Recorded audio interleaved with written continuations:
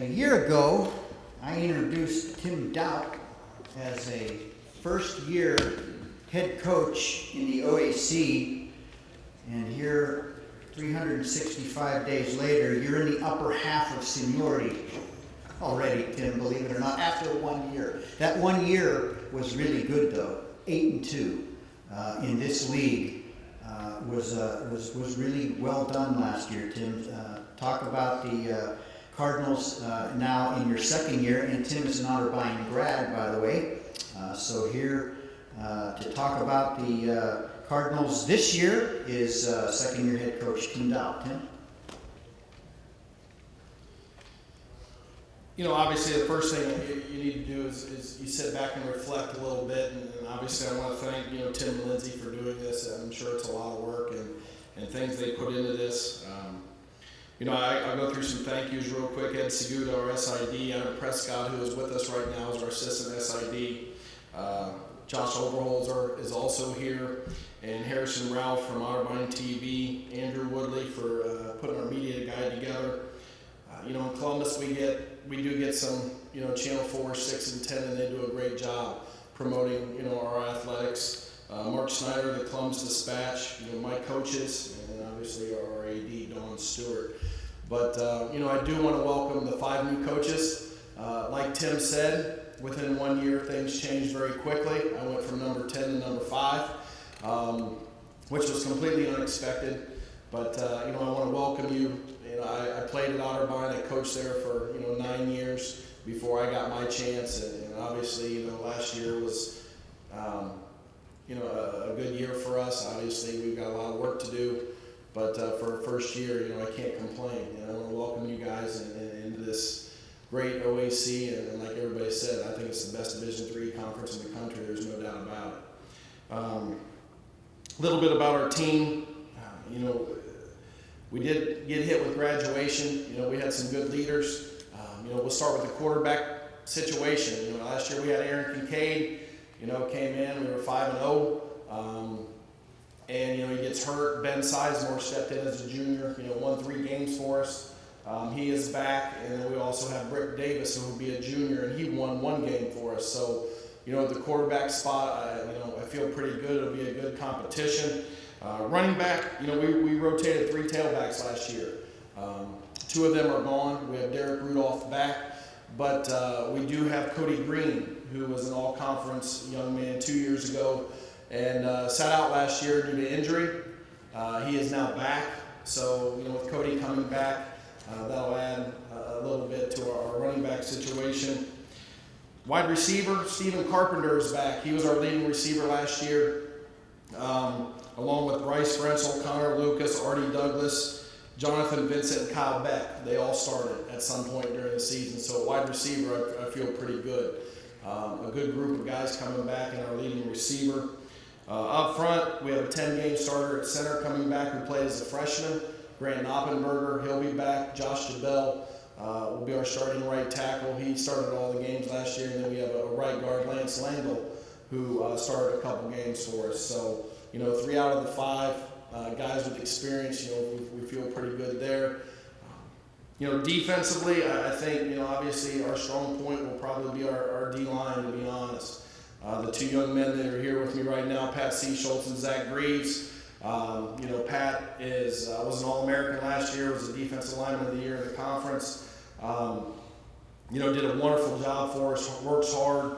He's got to be a leader. Then on the other side, you've got Zack Grieves, who put up outstanding numbers last year. He led our team in tackles. And with those 2 playing defensive end, with those coming back, I would say, I have to say that was probably one of our strong points right now. We have, several guys that got playing time there. Pat Coleman, Evan Bergenstein, and Tyler Green all played a lot. So I think, we have a lot of experience there. Linebacker, we were hit hard with graduation. I think we lost 6 seniors. Coming back is Wes McKeever at the weak side linebacker. He started, I think, 5 games for us. And then Eric Mitchell was our other inside linebacker that played quite a bit. So, we've got to look around for some linebackers. But we do have 2 that has a good quality experience back. Our secondary comes back pretty much intact, except for one young man, Anthony Korpeski, at the corner. but we're gonna, Alex Cameron and Taylor Briggs started at corner for us at the wide side. One started 5 games, the other one started 5 games, and we just rotated them. So one of them's just going to bump over to the boundary to take Anthony's spot. So, with Alex Cameron and Taylor Briggs, they have a lot of experience. Troy Netter also has some experience there, who played a little bit. At safety, Jordan Boniface and Jalen Kennedy were our starters. They're back, but also there were certain games that Ryan Moore and Zack played and started for us. So all 4 are also back. So, our secondary coming back pretty much intact. Obviously losing Anthony, it's a big, whoever steps into that boundary corner. The one thing I did do staff-wise is, I try to keep it in the family, so to say. So Anthony, I had a GA spot open up. Anthony Korpeski, who played for us last year, will now be on my staff. Coaching outside linebackers, and Aaron Kincaid, who was our quarterback, is coming back, and he's going to coach, wide receivers for us. So I think it's very important to build what we want Otterbein to be with people that played for you and understand what you want. The other coaching change is Pete Davila. Was a GA for us last year, and he's going to move to defensive secondary for the departure of Joe Nemeth. So, but guys that have worked for me, played for me, I think that's important so they understand what they're getting into. Kickers, we have both of our kickers back. We have Alana Gaither and Nick Gannis both back. Both did a great job. Alana ended up being our extra point person and, field goal if it was, a little bit closer. Nick was our kickoff guy in our long distance field goal. And then our punter's back, Jordan Keaton. When Aaron got hurt, Jordan stepped in and did a great job. So, kicking, we should be okay. They're all back. But, I just want to welcome everybody again. We're optimistic. We're excited. Year 2 for me. I don't know what that entails, but I know our guys have been working very hard. We're expecting about 160 in the camp. But obviously we're looking for some of these young guys to step in right now and help us. And, that's the biggest thing. So we won't dwell on last year, but, you got to build on it and just get better. So thank you very much.